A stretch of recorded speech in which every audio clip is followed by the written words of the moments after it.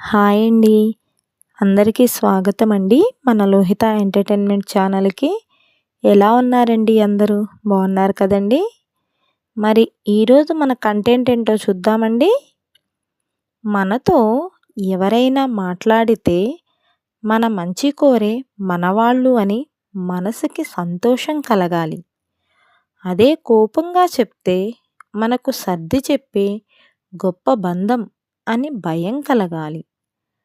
కష్టంలో ధైర్యం చెప్తే మన వెన్నంటే ఉండి నా నేస్తం అనేలా ఉండాలి.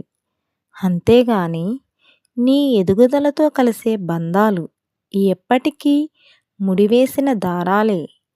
కష్టంలో తోడుగా ఉండి నీతో నిలిచే నిజమైన బంధాలనే గుర్తుంచుకో. ఎలా ఉందండి ఈ కంటెంట్? మీ అందరికీ నచ్చిందని ఆశిస్తున్నానండి.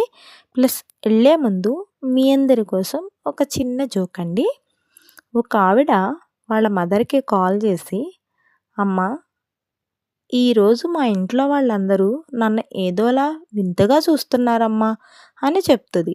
ఏమైందమ్మా, ఎందుకు చూస్తున్నారు అని వాళ్ళ మదర్ అడుగుతుంది. ఏం లేదమ్మా, మా హస్బెండ్ చెప్పినట్లే చేశాను, అయినా వింతగా చూస్తున్నారు అని అంటుంది. వాళ్ళ మదర్ అంటుంది, ఇంతకీ మీ హస్బెండ్ ఏం చెప్పారు, నువ్వేం చేశావు అని అడుగుతుంది. ఈరోజు పండగ కదా అని ఏదైనా పిండి వంటలు చేయరాదు అని అన్నారు మా హస్బెండ్.